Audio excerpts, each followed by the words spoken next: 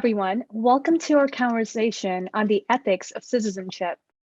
Today, we are honored to hear from Dr. Amyn Sajoo and Dr. Mohammad Fadel on the topic of Islamophobia and the role that ethical values play in advancing pluralistic citizenship beyond a secular religious divide.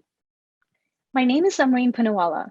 I am the chair of the Economic Planning Board City of Toronto Committee, and I will be your MC for today. We would like to begin our program by acknowledging the rich and enduring history of the Indigenous peoples in Ontario. I am joining you from the land that is the traditional territory of the Wendat, the Anishinaabe, the Haudenosaunee, Métis, and the Mississaugas of the Credit First Nations. The treaty that was signed for this particular parcel of land is collectively referred to as the Toronto Purchase and applies to land east of Browns Line to Woodbine Avenue and north towards Newmarket. This territory is also covered by the Dish with One Spoon, One Pound Belt Covenant, an agreement to peaceably share and care for the land and its resources. Land acknowledgements are an important step in reconciliation, but the work does not end there. I encourage you to learn about the Indigenous peoples wherever you live and work. Now, as many of you already know, Dr. Amyn Sajoo has hosted the series since 2018 with eminent onstage guests from academia, the arts, and social activism.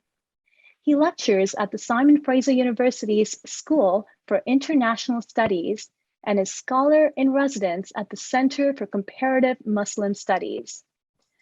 Dr. Sajoo's research and teaching focus on human rights, transnational law, and public religion with special regard to effective citizenship.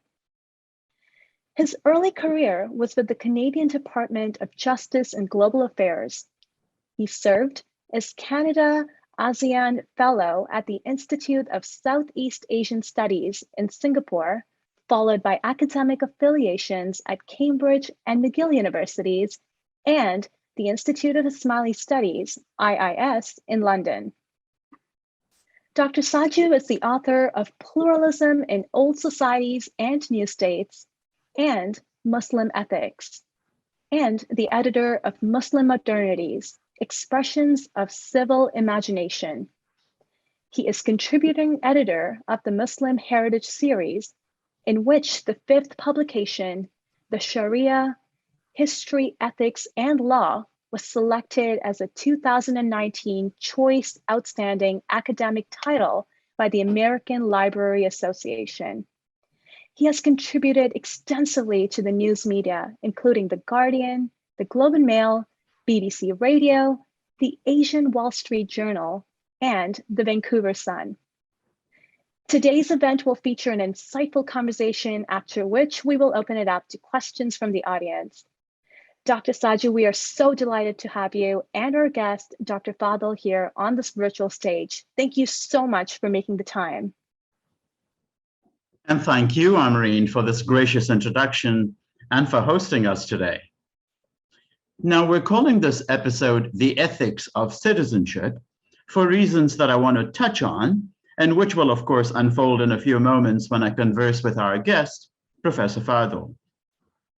A few months ago, Fatemeh Anvari was taken off her job as a teacher at Chelsea Elementary School in Quebec because she wore a hijab, a Muslim headscarf. It was winter, COVID-19 was raging, so she could have worn a warm headscarf, a face mask, a full body coat against the cold and the virus. But a Muslim headscarf was deemed to violate Quebec's new secularism law, Bill 21. According to the school, Fatemeh was an excellent teacher, and parents howled in protest at her removal, which they said would be hard to explain to the children who loved their teacher. Now, just before this episode, the Quebec Superior Court ruled that the secularism law in Quebec will have, quote, serious and negative consequences that were cruel and dehumanizing. This, said the court, was especially so for Muslim women, quote, by violating their freedom of religion and their freedom of expression, since clothing constitutes both pure and simple expression and the manifestation of a religious belief, end quote. And yet the court could not strike down this law because the Quebec government shielded it by invoking the notwithstanding clause in the Canadian Constitution, which allows violations of fundamental rights, including to equal treatment, to stand. After all, the government argued, the law was supported by the majority of Quebecers, which was true, and this was all that mattered. Never mind that the whole point of putting rights in a constitution is to protect them from being at the mercy of such whims. This is why we don't allow popular lynchings and insist on fair trials, why we require a search warrant against arbitrary search and seizure, why we insist on equality against dominant racial or religious impulses. But the ultimate irony is that Quebec would take away these rights of its citizens in the name of liberal and secular values, proclaimed in the law itself and repeatedly raised by the government in justifying the law and its use of the notwithstanding shield. Now, in a searing critique of what they call religious illiteracy when it comes to legislation and courts, not only in Quebec, but also in the United States and India, the scholars Nathan Walker, Amarnath Amarasingam, and Hisham Teflafti have this warning for us, quote, and here's the slide. This religious illiteracy is entwined with projects of nationalism, electoral politics, and conceptions of secularism. And religious literacy is about more than knowing facts or trivia about religion. It's a fundamental civic competency and a set of teachable skills and attitudes that equip citizens with knowledge of how religion, spirituality, and non-religion informs everyday life. The upshot for these scholars is the mainstreaming of Islamophobia. Now, as if this were not enough, there is a further ironic twist here. Our teacher, Fatima Anvari, has been reassigned by the school from her teaching duties to work on a literacy project for students targeting inclusion and awareness of diversity at the elementary school. And here's what she said about that. It's important to educate and to raise awareness on these topics so that the kids are well aware of what's going on around them. I would say that this ethical education and the sense of belonging and citizenship that goes with it extends far beyond kids to our very grown-up elites. And on that note, it's my pleasure to introduce our guest. Mohammad Fadel is professor of law at the University of Toronto with a cross-appointment to the Department of Religion and the Department of Near and Middle Eastern Studies, Civilizations. He trained at the University of Virginia Law School and the University of Chicago, where his doctoral thesis focused on legal process in Islamic law. He practiced law in New York and also served as the law clerk of the US Court of Appeals. Professor Fadel has served as Canada Research Chair for the Law and Economics of Islamic Law, a combination which nicely captures the range of his expertise. He has published numerous articles in Islamic legal history, Islam and liberalism, and female Muslim citizenship. He recently contributed an exciting chapter on the challenges of Islamic law adjudication in public reason in the book, Public Reason and the Courts, published by Cambridge University Press and co-edited by Sadursky, Kum, and Langvatan. Welcome to our conversation series, Professor Fadel, and to today's session. Thank you very much. It's my pleasure to be here. It's absolutely marvelous to have you here, and I regret that we have to do this virtually and not in person, so that I would have the pleasure of having you on stage. But I look forward to remedying that before too long. Professor Fadel, I want to begin with what we just touched on in your bio, the theme of public reason and Islamic law. And here is something that you wrote on that subject. And if we could get the slide up, please. Here is the quote. Muslim citizens of liberal jurisdictions live in societies whose citizens adhere to numerous religious and non-religious theories of the good under a constitutional regime of equal liberty. Moreover, they're also exposed to intra-Muslim pluralism. Muslim citizens with commitments to Islam will attempt to formulate an account of pluralism from their internal Islamic perspective, if only to make sense of their own experience of living as equal citizens in the context of constitutional regime. Now, I would like to think that this particular series, sponsored by the Ismaili Centers in Canada and partnering with SFU, proves your point. It's committed to exploring responses to Islamophobia through pluralist avenues that draw on Muslim and non-Muslim intellectuals far beyond the Shia identity of Ismaili Muslims. And there are many other such initiatives in this country's liberal space by Sunni communities as well. Professor Fadel, can you provide a couple of examples that support the claim that you make in this quote that we have? Well, I think there are lots of examples. I think, beginning from just Sunday schools that are all over Canada and the United States, which bring together Muslims from innumerable backgrounds. I remember when I was a kid growing up in a small town in Georgia, maybe 95% of the Muslims were from the subcontinent, which for me as an Egyptian was a very different culture. That from my first experience, my first memories of being Muslim in the United States, part of it had to do with negotiating other kinds of Muslim cultures. And then there's also a significant African-American Muslim community in our hometown too. And so part of the experience of growing up as Muslim in North America is to be confronted with not only the diversity of non-Muslim society, but the diversity of Muslim society in a way that makes the North American Muslim experience radically different than the Muslim experience, let's say, in Egypt or India or Pakistan or Iran, where it's a majority culture, majority religion, and oftentimes majority sect and majority way of practicing Islam, right? So the quotidian reality of being Muslim sort of forces you to confront these issues. And I think that itself triggers lots of discussion. So there's lots of discussion about what it means to be Muslim in the North American context that you don't find in a Muslim majority society. And so when I was talking about that, when I wrote that sentence, I was thinking about all sorts of different avenues at the popular level, right? In like local meetings that Muslim civic society organizations create, also journals. When I was growing up, there was lots of Muslim print media. Now that's moved all to the internet, I think, right? You have lots of email listservs. Now you have WhatsApp groups. You have all these kinds of sites where Muslims are talking with each other, sometimes civilly, sometimes not so civilly, arguing, sometimes having really rational discussion.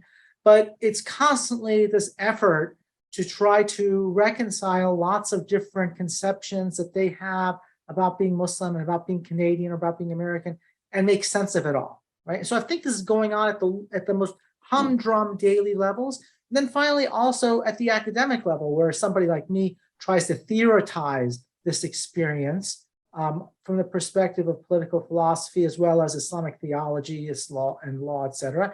You have Muslim social scientists who engage in this using the tools of social science, looking empirically into the behavior of Muslim communities, how they organize, et cetera. So I think, North America is a really great place to study Muslims and Islam and how it responds to this kind of diverse stimuli. Now, this seems so logical, the idea that the more multicultural, multi-diverse that a context is going to be, the more likely it is, whether it's Muslims or Jews or Christians or anybody else, that they will engage in various discussions about who they are, which may not be needed if you're in a majority dominant society in which you are top dog. And you gave the example of Egypt versus the diverse Muslim community in the United States or in Canada. And yet, politicians and opinion shapers of various stripes, including amongst our elites and governing institutions, want to insist that Muslims need to be forced into a proper Canadian mode of constitutional pluralism, such as, particularly on free speech and abandoning traditional forms of dress.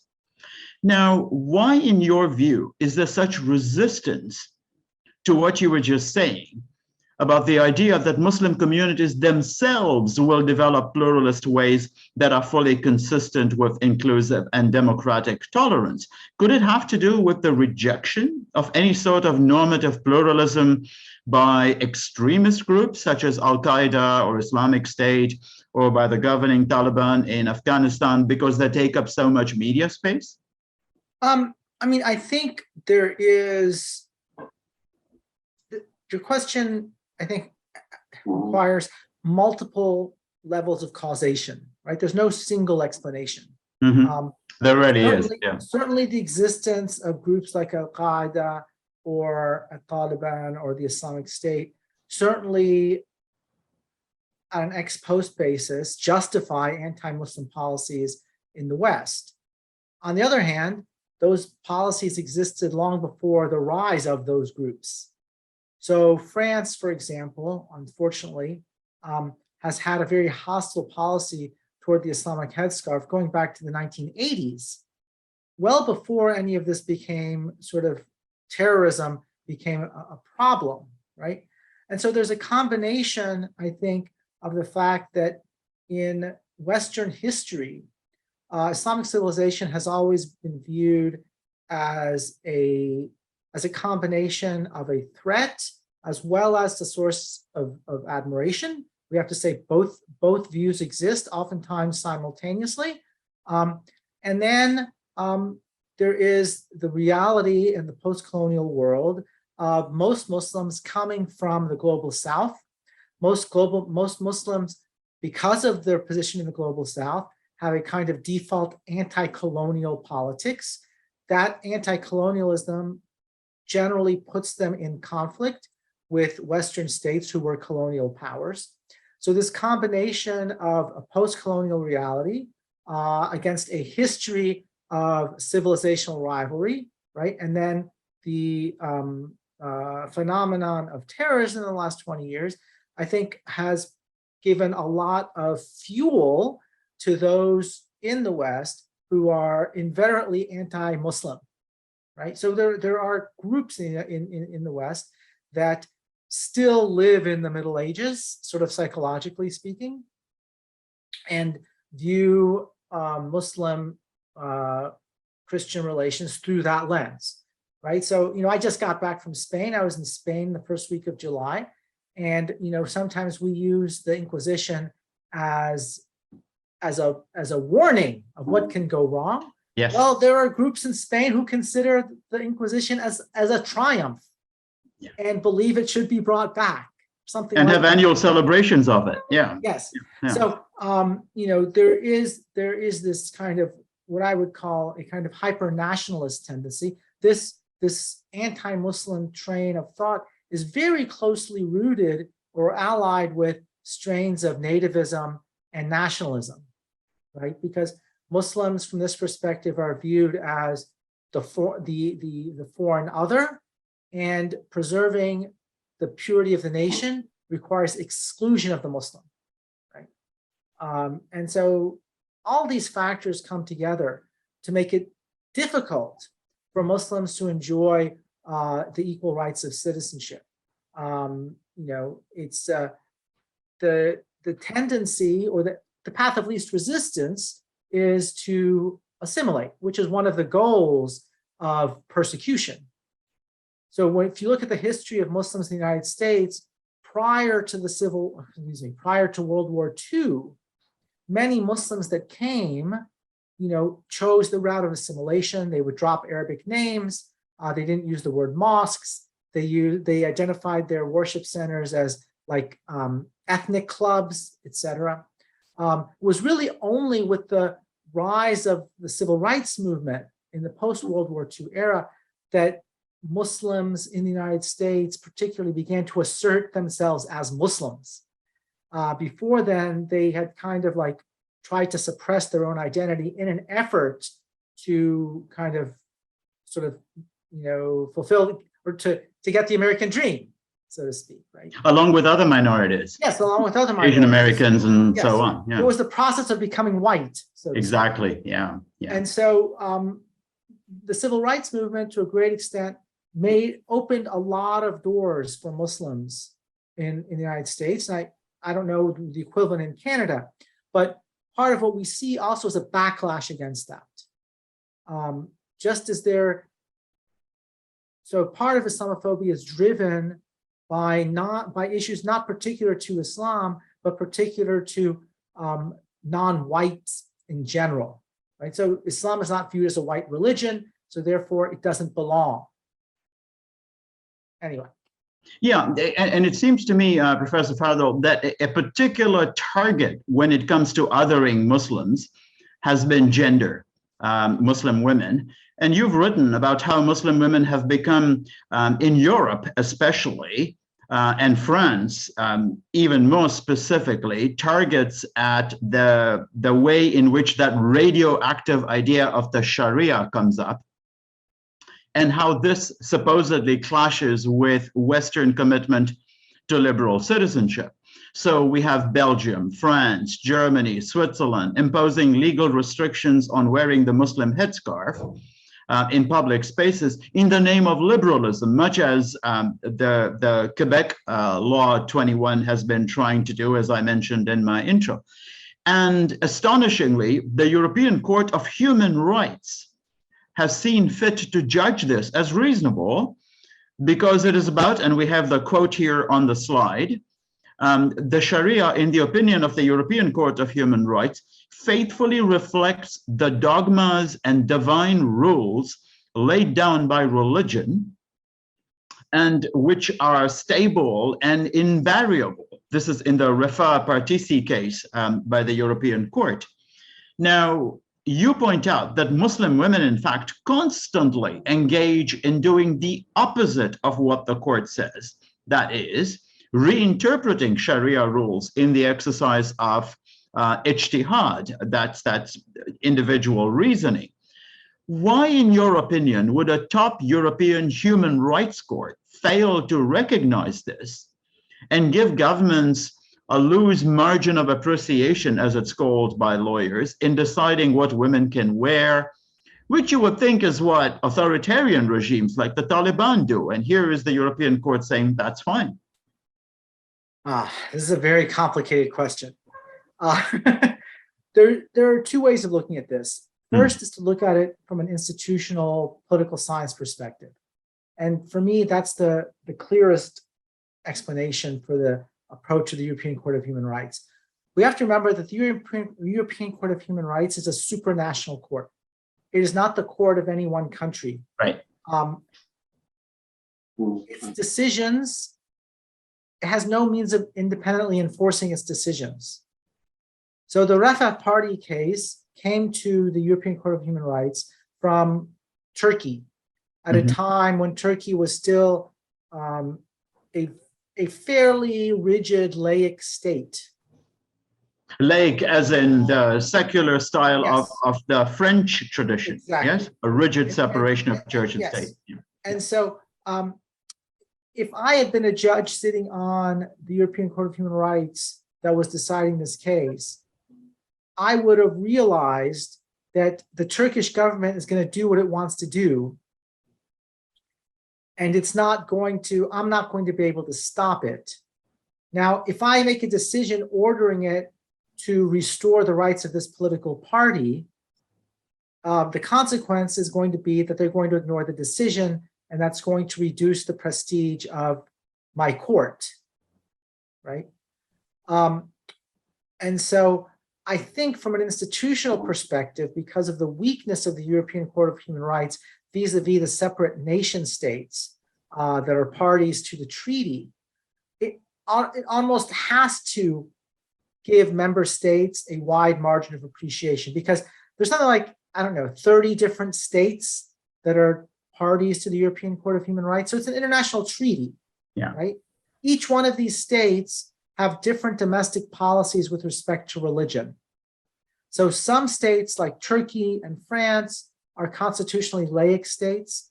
Other states are establishmentarian states, like England, where the Church of England is the established religion and the Right. monarch is the head of the church. Mhm. So given the diverse pluralism, constitutional pluralism of religion-state relations among the member parties to the European Convention on Human Rights, it's almost inconceivable that the European Court of Human Rights could articulate constitutional law or human rights law that's a one-size-fits-all kind of thing.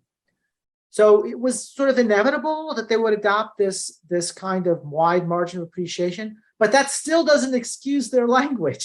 No, and isn't it the job of courts to stand up to governments who don't like what's being said? Yes, I mean, because the problem is not so much that there's a wider margin of appreciation or that the court has to recognize the fact that there's a diverse array of constitutions and how these different constitutions regulate religion-state relations.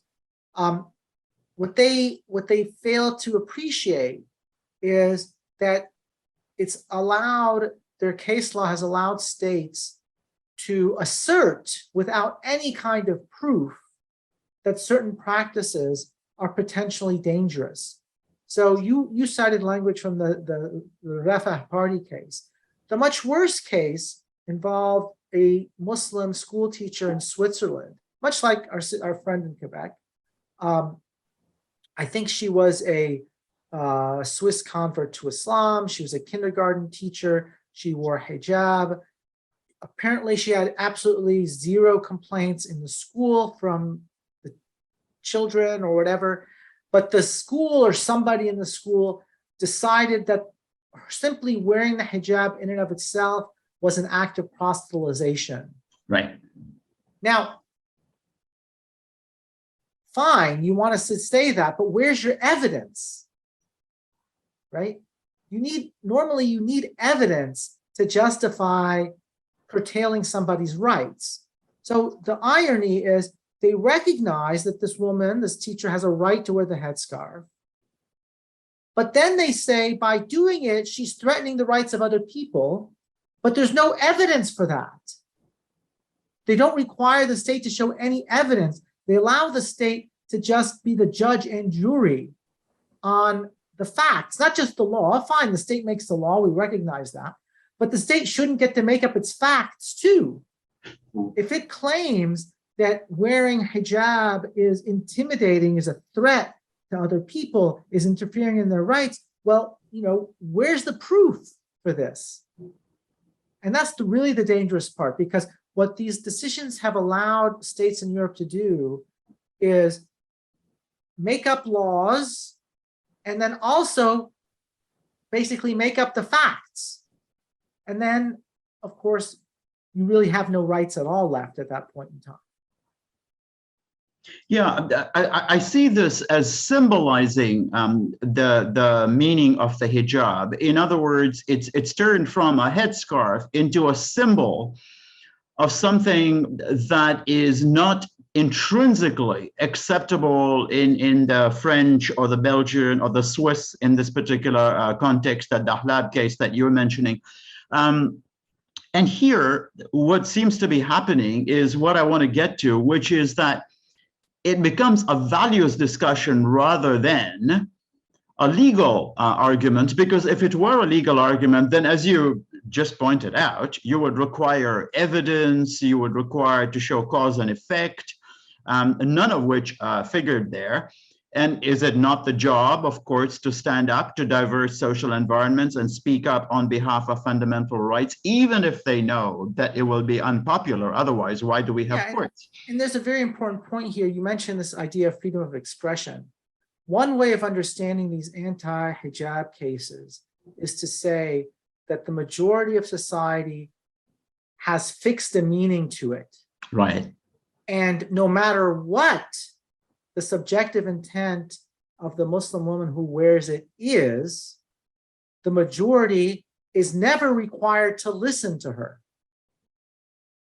And so it's a complete erasure of the subjective identity of the person who's wearing the hijab. which when you think about it is quite an extraordinary totalitarian move, right? Surely, yeah. And of course, I understand that symbols, language indeed itself is a matter of convention, and in most cases, the majority determines the meaning of language. Nevertheless, there's still a dialectical process involved. If I use a word in a new interesting turn of phrase, I could be considered a brilliant poet. So we expect the majority to learn from my turn of phrase. Yeah. Right. So yes, you might think that wearing this scarf means something terrible. I understand where you're coming from. That's your baseline. But in the dialectics of social interaction, you're supposed to afford that person an opportunity to give her side of the story. And when you do that, then you're supposed to listen in good faith, and you can revise what was a mistaken view. But unfortunately, these laws don't allow that kind of dialogic development to take place. Yeah, I think for me, what this raises is the relationship between law and ethics, which is very much at the heart of our conversation today. And we've been talking about law in public life, how this is understood or distorted. And yet, underlying the attitudes towards the hijab and to women and so on, as we just saw in that quote from the European Court of Human Rights decision, is this notion of what is the Sharia. And ethics has been at the core of the Sharia right from the outset. The terms akhlaq and adab, which signal the values of the Sharia, those are the Arabic terms used right from the beginning, were exemplified in things like charity, respect for privacy, biomedical principles, limits on warfare, right from the beginning of the Muslim tradition and the origins of the Sharia itself. So this raises for me the question as to why the privileging of law, and particularly law as a hard set of rules in how the Sharia is understood in modernity. Now, this happens both in Muslim societies, where nativist movements have been dominant, and also amongst Western scholars who reduce the Sharia to, quote, Islamic law. Now, how do you see this trend? And I want to put to you that, does it have to do with the modern inclination to codify and to regulate as a legacy of the Napoleonic Code, for example, in the colonial Middle East? Is that why we're turning the Sharia into a hard set of rules and forgetting about the basic ethics of the Sharia? I think there are there are lots of issues your question raises. First of all, what is law? What is ethics? What is the relationship between law and ethics? Right? And what is the law? What is the role of the state vis-a-vis both the law and the ethical? So these are very complicated questions. But I think in general, people seem to assume that law is something that the state enforces.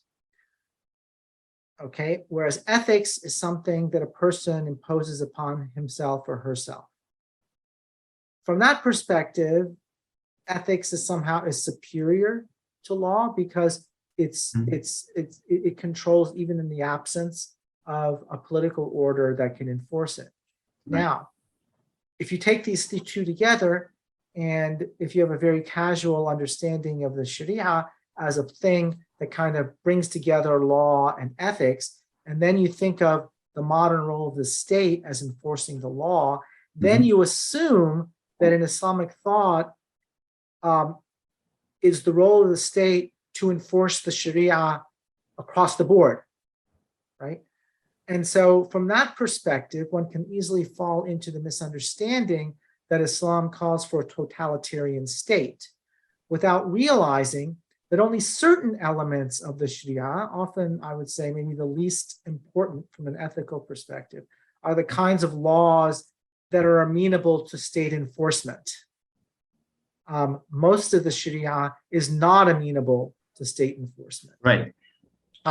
But I think all of this gets sort of confused and jumbled together, right? And so that is part of the conclusion that when a Muslim is, let's say, following the Sharia, what they are calling for implicitly is a totalitarian religious state, right? That's how I would say, just to put it mildly, or simply, or maybe a risk of reductionism, that's the Islamophobic story, right?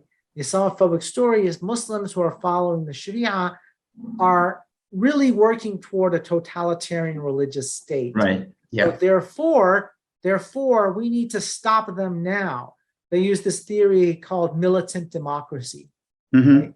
So they justify curtailing Muslim rights on the theory of militant democracy. So militant democracy is basically this theory that came up in the wake of World War II and the catastrophe of World War II and the rise of Nazism, and said that never again should we allow a non-democratic fascist political movement to take over democracy by democratic means, right? Problem is, the Nazis didn't take over Germany by democratic means, first of all. Second of all, you apply militant democracy to prevent credible threats to taking over a democracy, right? There is no credible threat posed by Muslim minorities in Europe to European democracy. To the contrary, the threat to European democracy is coming from anti-Muslim forces. Exactly. Right? Yeah. So yeah. if you want to apply the theory of militant democracy properly, you should be applying it to the anti-Muslim forces, right? And so there's in Arabic we have a saying, قَوْلُ حَقٍّ أُرِيدَ بِهِ بَاطِلٌ. It's a true statement intended for falsehood.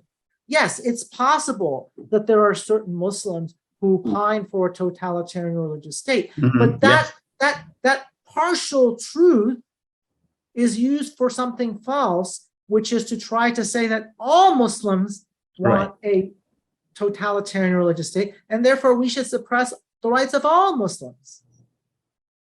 And so that's kind of how I see this.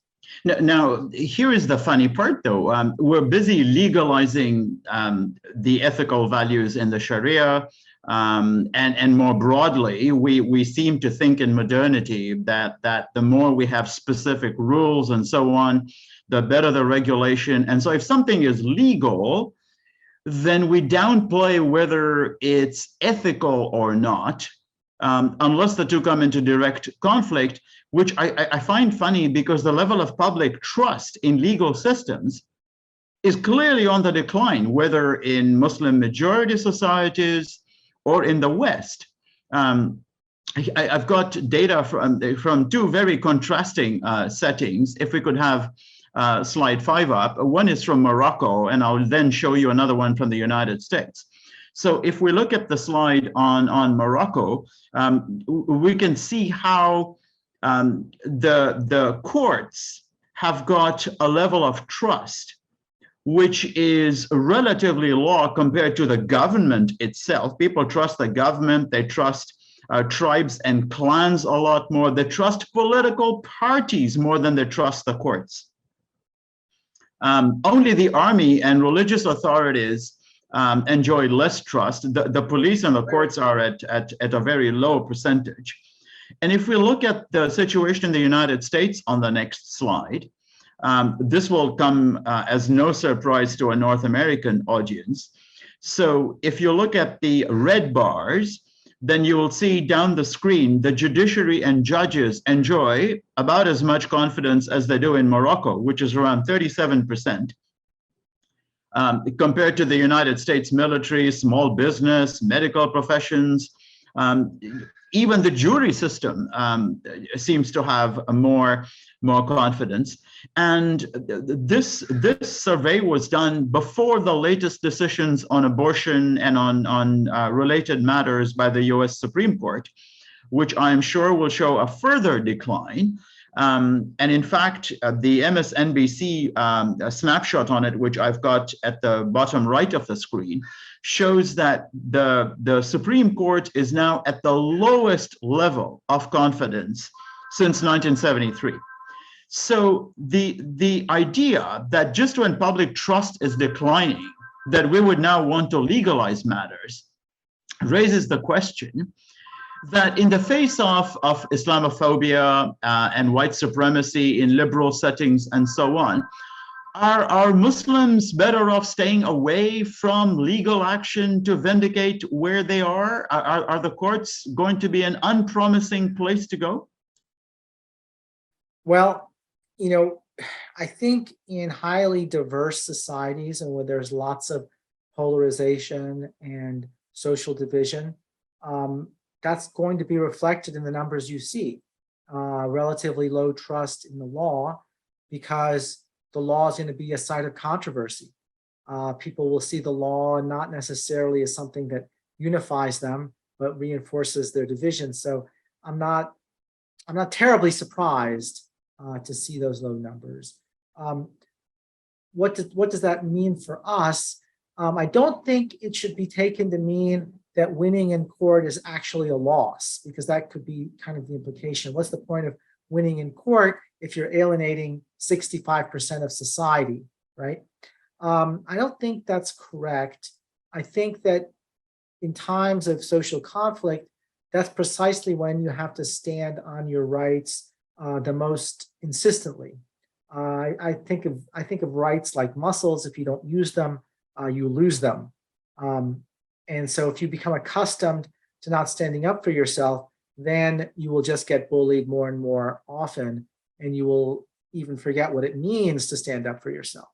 So it's very important that Muslims and everybody stand on their rights and demand that the legal system protect what it promises them. Now, what this means in the future, I have no guarantees, but I'm confident enough that, you know, maybe in another generation, we will land up with a new equilibrium. But that new equilibrium, the only way that new equilibrium will be favorable to us is if it's a rights-respecting equilibrium. If it's an equilibrium that has kind of surrendered to the forces of nativism and white nationalism, then that's not really a kind of stability that would be very welcoming. So it might be difficult right now to be engaged in controversy and conflict and struggle and strife. But at the end of that, I think it's possible to see something good. On the other hand, if you don't engage in that kind of struggle and strife, the end is certainly not going to be good. So I don't think there's really much of a choice here. Well, when I teach my courses on human rights, one of the things that my students are concerned about is the gap between landmark decisions by courts and then the gap with public opinion, and how long it takes for the public to actually swallow the implications of what the court is saying. In great civil rights cases, for example, in the United States, on voting rights, on integration, the end of Jim Crow segregation laws, and so on.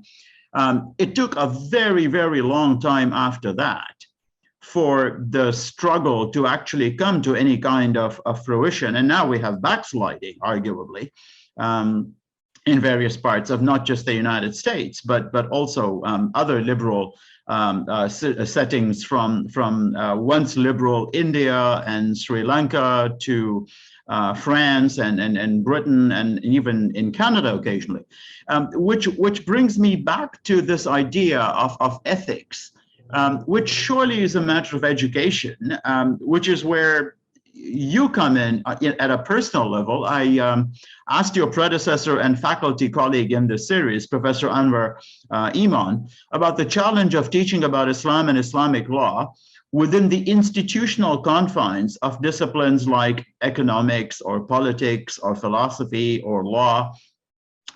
Your university and mine impose these silos in which we divide all these disciplines up now.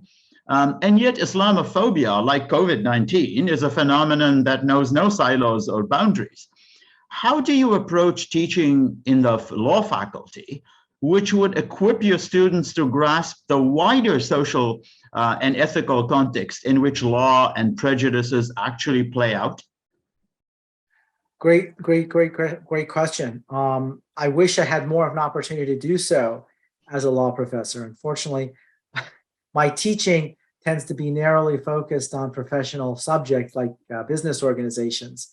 Although I try to, again, take a critical approach in teaching so students learn to examine their own prejudices. I think this is the most important point for every university teacher to make, no matter what class she is teaching, is to always teach the students an ability to reflect critically on the subject matter that they're studying and the practices that they're going to be engaged in. And those tools, I think, particularly in legal education, should help students navigate some of the issues that we're talking about today.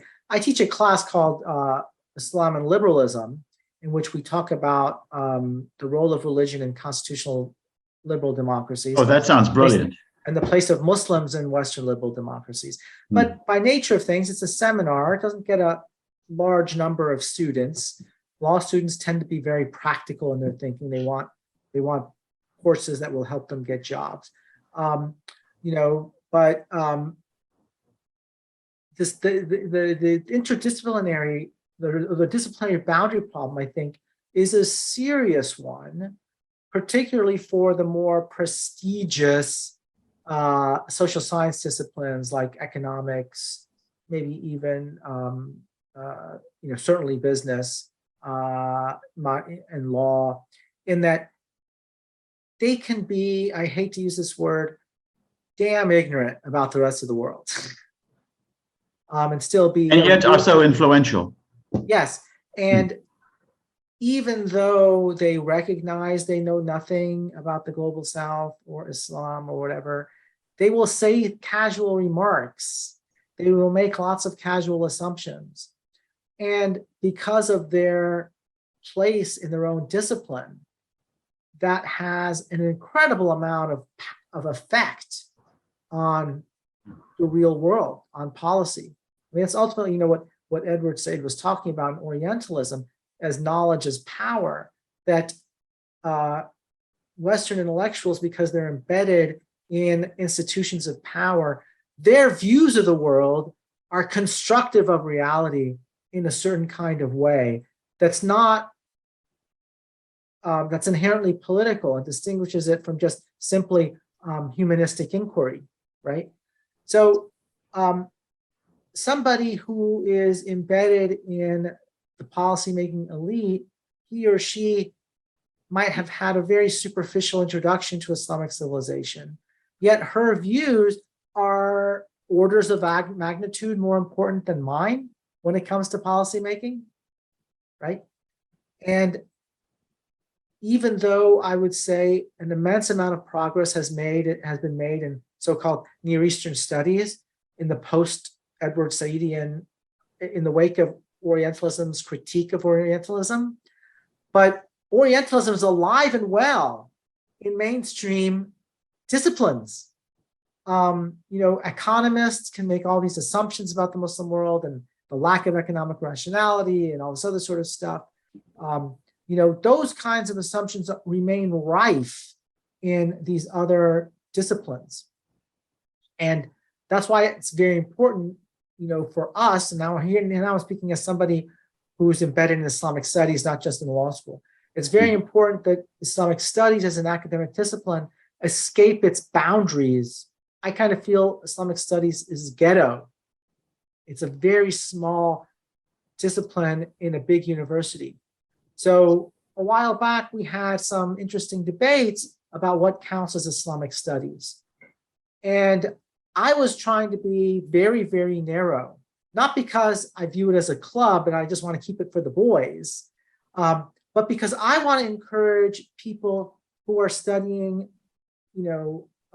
Muslim societies as anthropologists to demand that anthropology departments give them jobs as anthropologists. There's too much of a tendency that anybody that studies anything doing with Islam or Muslims, that they have to be put in Islamic studies. Why? Why aren't they treated with the respect due an anthropologist or a sociologist or an economist or a historian? And so I think it's really crucial that these other disciplines become penetrated by scholars with expertise in Islam and Muslim societies, right? Instead of everything having to do with Islam and Muslim societies being put in Islamic studies, because Islamic studies is a ghetto, and whatever knowledge is being produced there does not then filter into the knowledge disciplines of the rest of the university, right? And let's face it, if you want to look at the power that the economics department has or the political science department has relative to Islamic studies, it's like this, right? Economics is way down, nobody cares about Islamic studies. Yeah, I want to finish with the implications of what you and I have been talking about. And this time I'm going to quote somebody who is not a law professor.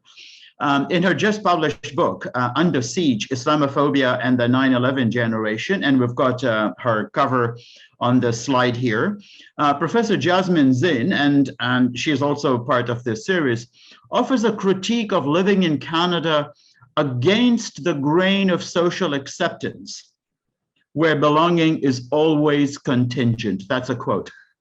Now, Professor Zinn bases this on an ethnographic study of young Muslim Canadians, and also as a former student herself in Canada. And as you can see on the screen, there was a 71% spike in anti-Muslim hate crimes last year. Now, my question, does this suggest that the hardline secular basis of human rights and citizenship is failing in its relationship with religion, especially when the religion in question is non-Judeo-Christian? Non-Judeo-Christian, in other words, Buddhist, Hindu, Muslim, which is what Abdulaziz Sachedina, a prominent American scholar, has suggested, which he says is about a clash of universalisms between secularism as one universal idea and religion as another universal idea, and that because of this clash, we're losing out on pluralism. What are your thoughts about that? I think there's a combination of, well, let me back up. There are two different conceptions of citizenship that are in conflict. On the one hand, you have a view of citizenship that descends from a certain idea of nationalism, that there has to be overlap between the citizen and the nation, and that the nation is something that exists sort of naturally or has some kind of natural organic existence. And it's the duty of the state to bring together the members of that nation, right? And some of the members of the nation might exist outside of the boundaries of the state, right? And so you need to somehow get them in. Yeah, it's top down. Yeah. The other problem is you might have people inside the boundaries of the state who aren't part of the nation. And so even though they're nominally citizens, they're not really citizens. They're sort of accidentally citizens. They're maybe administratively citizens, but they don't really enjoy the trappings of real citizenship, because to be a real citizen, your legal identity has to overlap with your national identity, right? So that's one idea of citizenship. The other idea of citizenship is more what I call civic citizenship or liberal citizenship, in which citizenship derives from adherence to a civic contract, a constitution, the rule of law, these sorts of things. So anybody who is bound to uphold the values of a certain legal system has pledged himself or herself to uphold this legal system is a citizen, right? So there's no question, there's no daylight between the legal status of a citizen and sort of cultural membership in some kind of imagination. So these two views of citizenship are in deep conflict. And that's sort of the biggest source of tension. A lot of people, I don't know how many, but let's just say there is a kind of political movement on the far right, not just in Canada, but also in the United States and Europe, that is strongly committed to the idea of citizenship being an incident of membership in a nation, right? And so Canada is from this perspective, an English country, right? It's part of the English nation. So a true Canadian is English in some kind of really fundamental way, right? So-called old stock Canadians. And the fact that you or I or others, whether they're Muslim or Chinese or Buddhist or Hindu or whatever, we're kind of here on sufferance of the true Canadians, the old stock Canadians, right? That's their idea. Now, it's okay if somehow you can become one of us, i.e. somehow you become English. Now, it's not quite clear how a colored person can ever become an Englishman. And this was one of the arguments. If you look at citizen naturalization cases in the early 20th century in the United States, up until 1960 something, in order to become a naturalized citizen in the United States, you had to be a citizen, you had to be of the white race. So there are all these cases in which the court is trying to decide whether somebody is part of the white race or not. Yeah, it's assimilation, basically. And so there's a very interesting case involving an Indian who was a Brahmin. And he said, well, according to anthropologists, Brahmins are Aryans, and Aryans are a part of the white race. Now, in US case law in the early part of the 20th century, there were two interpretations of race. One was the scientific approach, which would have accepted Brahmins as white on the theory that they were Aryans, regardless of their skin color. And then there was another theory, which the Supreme Court ended up adopting, which is called the common sense theory, right? So no, race by white race, it means what persons from Northern Europe would look at and say that person is white. And then it goes and says it's obvious that this person, no matter how excellent he is, people don't recognize him as white. And moreover, his children won't be recognized as white. He will always be separate from us, unlike people from Scandinavia or Germany. They can come here and intermarry, and we'll never know their origins. But the Indian, we will always know he's Indian. The Chinese, we will always know he's Chinese, right? And so that's why they weren't eligible for citizenship. And so when Jasmine talks about the contingency of belonging, it's a throwback to this idea that there's somehow overlap between the citizenship and some kind of nation that exists prior to membership in the political community. And it wasn't that long ago that this was the political norm in North America, that Chinese, Indians couldn't become citizens because they look different, and they will always look different. And so therefore, they can't be citizens. Yeah, her worry is about the alienation this is causing to the generation, what she calls the 9/11 generation, because if they're alienated now in a different time, when we take civil rights seriously and human rights seriously and so on, this undermines the whole idea of citizenship. Well, of course, she's quite right to be worried. And this is why I think, as a general rule, you find the children of immigrants to be more radical than their parents. Right. Parents oftentimes immigrate from the global south to the metropole and are very grateful to be, in the centers of civilization, and they are quite willing to be overly deferential to their hosts. But their children grow up with very different expectations. Their children grow up with the expectations of being treated as equal citizens. And when they don't get that treatment, it causes a lot of resentment. Yeah, I think it's time we heard from our audience now about what they think of these matters. So I'm going to ask our MC, Amyn, to come back in. Do we have audience questions that we're ready to plunge into? Absolutely. Thank you both for this insightful conversation that not only shed light on some pressing concerns, but also offered meaningful ways in which change can be brought about. Now, we'll move on to the Q&A segment with some questions from our audience, and a lot of questions are popping up here. Our first question goes, we speak less about Orientalism now and more about Islamophobia. Does 9/11 and its aftermath explain what looks like a significant shift beyond semantics? Mohammad, you want to take that?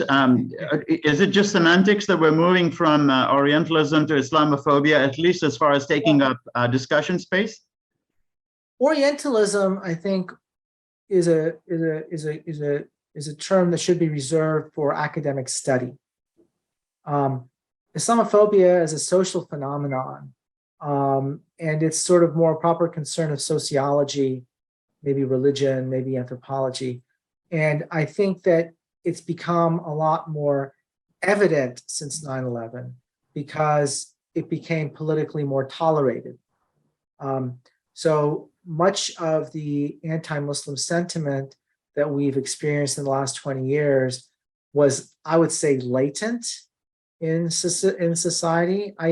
It's the same groups that hated Muslims before 9/11 that after 9/11 are promoting Islamophobia. It's just that not after 9/11, they could do so freely. So there was a really interesting study done maybe 10 years ago or 15 years ago by the Center for American Progress. They produced this report called Fear, Inc. And they did a deep dive into the funding or the sources of Islamophobia in the United States. And it turns out it's not a lot of people. There are like 4 or 5 sort of think tanks that are really responsible for 90% of the Islamophobia, but they're very well funded. And they're able to exploit deep-seated anti-Muslim prejudice, particularly among Protestant churches in the United States. And like I said, this existed prior to 9/11, sort of theological antipathy toward Islam, what I mean, right? Antipathy is a nice word, bigotry, but it was not the kind of thing you could speak about openly. But 9/11 allowed it space, it gave it oxygen, right? But it's still the same relative small group of people behind it. It's just that they're very well organized and they're very well funded, unfortunately. If I can jump in there, Professor Fadel, I wonder if it's not a bit too generous to regard this as a minority phenomenon, Islamophobia, when with the Quebec secularism law, with the European Court of Human Rights decisions that have been promulgated lately, that these have got the support of majority public opinion. That's not. I don't mean it in that respect. What I mean is the activists, the core. So hardline Islamophobia. The hardline Islamophobic activists are a relatively small group of people. What I would say, there can be a lot of support for something, but it can be quite shallow. So most Islamophobia is a phenomenon that I would say is very broad, but relatively shallow. And so for the most part, it could be something that we could deal with on a day-to-day basis. But for the fact that there are institutions, powerful institutions, that promote it and exploit it and keep it in the news. So today's Republican Party, unfortunately, has become an institutionalized site of Islamophobia. And so now it's impossible for a Republican politician to not be an Islamophobe because it's become a badge of identity for the Republican Party. You know, it's ironic because prior to 9/11, most Muslims, United States Muslims, were in the Republican Party, but they were driven out. I mean, honestly. Well, some of them are still Trump supporters, which is shocking, but there you go. There's a few, but the vast majority of them were driven out, right? And, you know, Republican politicians sort of counted votes and said, well, there are a lot more right Protestants than Muslims, so fine, we'll get rid of them. But my point is that most Islamophobia, yes, is broad. I take your point. It is very broad, but it's mostly very shallow too.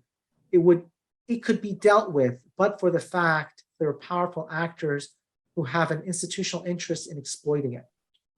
Yeah, I think this relationship that the question raises between Orientalism and Islamophobia is a fascinating one. I think there are areas of overlap, and we tend to think of in the scholarly circles of Orientalism as very much an elite phenomenon in which highly influential intellectuals and so on did it, whereas Islamophobia is more diluted, and as you point out, Professor Fadel, a lot more shallow. Amyn, another question? Absolutely. Thanks for your thoughtful response. We do have another question here, which is sectarianism is a harsh reality from Afghanistan and Pakistan to Iraq, Lebanon, and Syria, and also in the Western Muslim diaspora. If theological pluralism is a key part of Muslim tradition, is sectarianism a form of Islamophobia?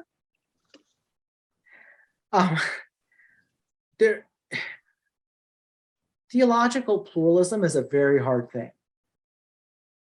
Let me tell you why. Because if you're a theologian, at least sort of in the pre-modern period, you took theological truth very, very seriously. And it was, matter of fact, the most important thing. The most important thing to be right about was theology. Okay? And so it was a lot easier to be tolerant of sin, bad behavior, than it was of deviancy in religious beliefs. Okay.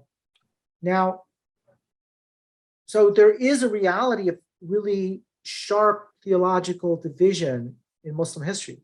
There's no point in trying to erase that. Muslims tried to overcome that through certain kinds of legal institutions that minimize the opportunity for those theological differences to manifest themselves in civil strife. Okay?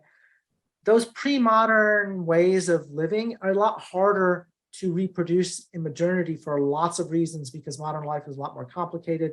People live together in much more, there are mixed populations in ways that didn't really exist before, et cetera, lots of reasons, right? So where sectarianism overlaps with Islamophobia is the reduction of a person, a flesh and blood human being, to a belief. Yeah. Okay. So as a Sunni, I'm a Sunni, right? I have certain beliefs about Islam. Okay. I'm raised to believe certain things about Muslim history, who were good guys. Everybody's a good guy for Sunnis, right? Shias grew up with a different history, a different sacred history of Islam. Okay. Most Sunnis know very little bit about Shiism, except that Shiis don't think that everybody's a good guy, that some people aren't good guys, right? That most Sunnis think are good guys. So then they assume that every Shi'i they run into harbors some secret hatred against them, something like that. Or vice versa. Or Shia might feel the same thing about Sunnis. They say, oh, Sunnis, they love Muawiyah, they love Yazid, right? They have a secret desire to kill me or whatever, right? And so sectarianism is like Islamophobia insofar as it takes a theological, something that originates in theology, and then operationalizes it as a tool for guiding social interaction and social behavior, so that you don't judge the person by that person's conduct. You stereotype that person based on your view of his or her own beliefs, right? And it gets to the point where even if that person says, no, I don't believe those things, you will accuse them of lying, right? And so sectarianism bears sort of structural similarities to Islamophobia in that respect. So what is the response? The response is to say, yes, there are historical theological differences, but that doesn't mean that determines how we interact with one another. People should be judged only based on their action, not what you think they believe. And you should take people at their word when they say they believe this.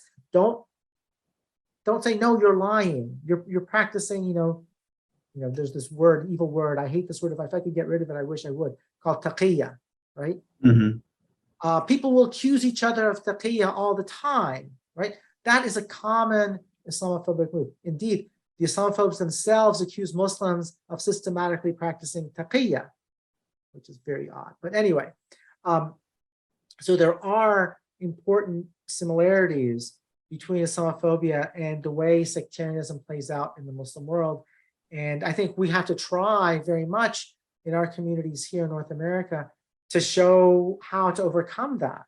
And I think the way to do that is to take us seriously as individuals, judge people based on conduct, not attributed intentions, attributed beliefs, etc., which is all something for God to decide, not for us.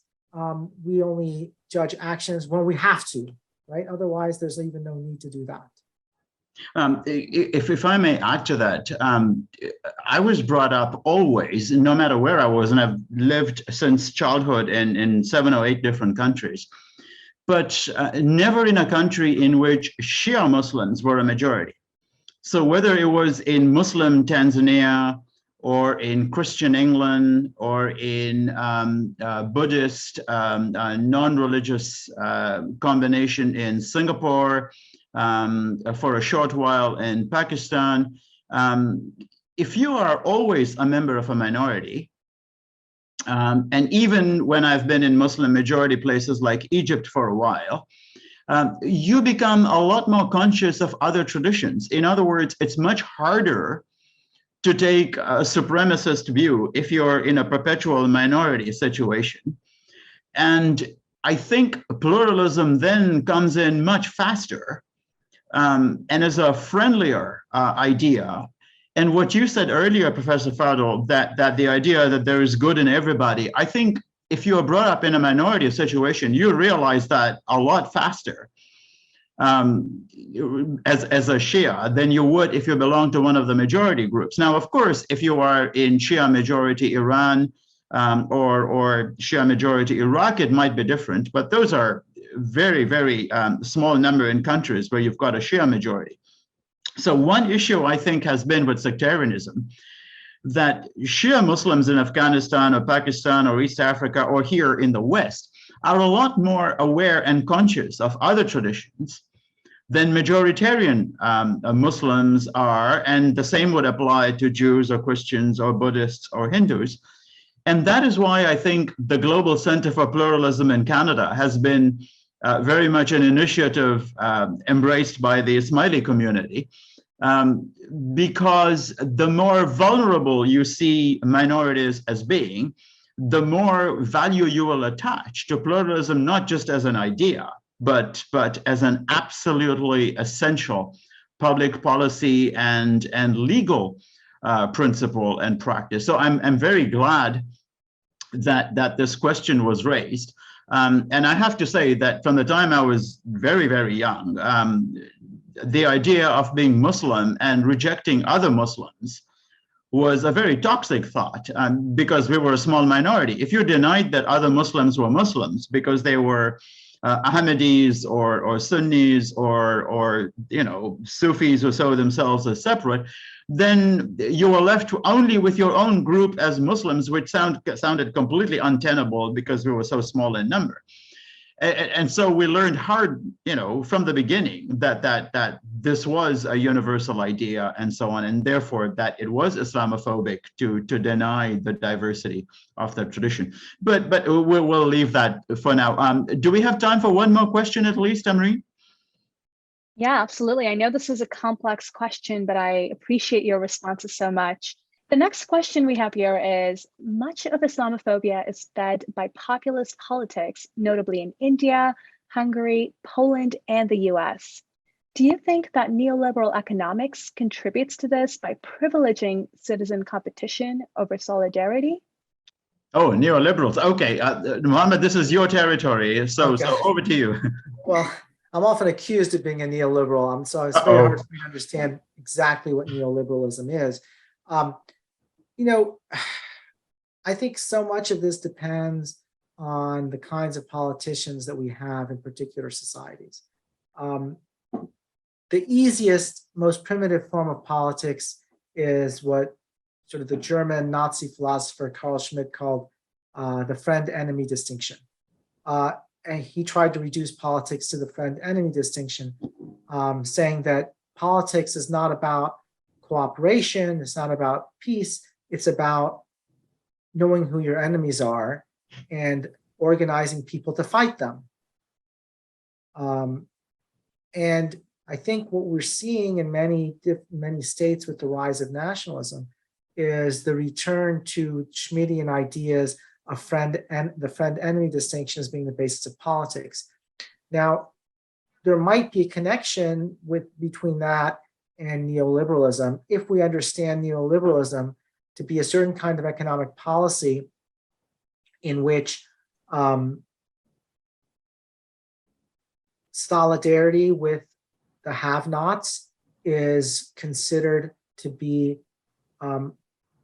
optional or not a requirement of justice. And so the only people that you feel solidarity with are your friends, right? Part of your in-group. So you're perfectly happy to extend social solidarity to Hungarians. You're perfectly happy to extend welfare to whites. You're perfectly happy to extend the benefits of the law to Hindus, but to no one else, right? And that might be because the wider background of a highly competitive market economy in which there is no social safety net taken for granted. That could certainly reinforce this notion that I should only care about my friends, kind of thing. Part of the reason why I resist this is I'm not sure, I'm never clear exactly what neoliberalism means. On the one hand, you could have market fundamentalism, where you think that the outcomes of the market are always just by definition. So that would be sort of an extreme kind of deference to market outcomes. I could see how that is very much would encourage the sort of kind of rise of fascist politics, because there's sort of no source for social solidarity at all. On the other hand, you have market economies that are highly efficient, that have very strong social safety nets, like the Scandinavian countries. I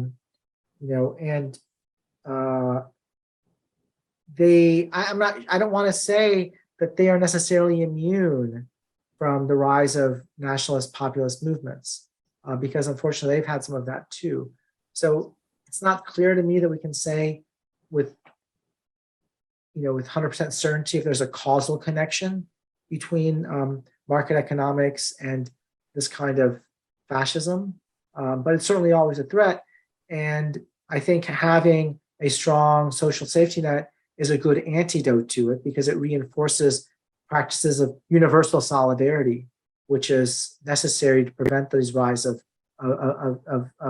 extreme nationalist parties. Yeah, very quickly, I do think that is so true, that the causality is up for grabs. But the questioner may have had in mind Margaret Thatcher, who is regarded as an arch neoliberal. Her famous quote, "There's no such thing as society," quote unquote. Yes. And also, the way that her successors have taken it, including Ms. Truss, who may be the next British Prime Minister and is a proud neo-Thatcherite, that in a consumer society where the market is everything, citizenship then is very closely attached to this kind of competition for resources. And it might also explain what's happened in India, where neoliberalism has become so dominant, and a society once the pride of the global South as a liberal society with all its incredible diversity has become so particularly ethno and religious centric, especially under Mr. Modi at the moment. But I think that we're going to be running out of time very soon, so we should probably leave it at that. Is that okay, Amyn? Do we have time for a quick one? Well, while the questions are trickling in, I don't think we may have time to answer them right now. But this was such an engaging and insightful conversation. So on behalf of the Ismaili Center Toronto, I'd like to convey a special thank you to you, Dr. Sajoo and Dr. Fadel, for sharing your knowledge, experiences, insights, and your transformational views. Thank you to all of you for joining us for this virtual conversation as part of the Ethics of Citizenship series. We look forward to seeing you all again in the next few events. And thank you so much for your time. Professor Fadel and Amyn, heartfelt thanks for doing this. I really appreciate it. It's been a tremendous contribution to our series. Thank you. Thank you very much for having me. It was a lot of fun. All right. I'm glad. Take care.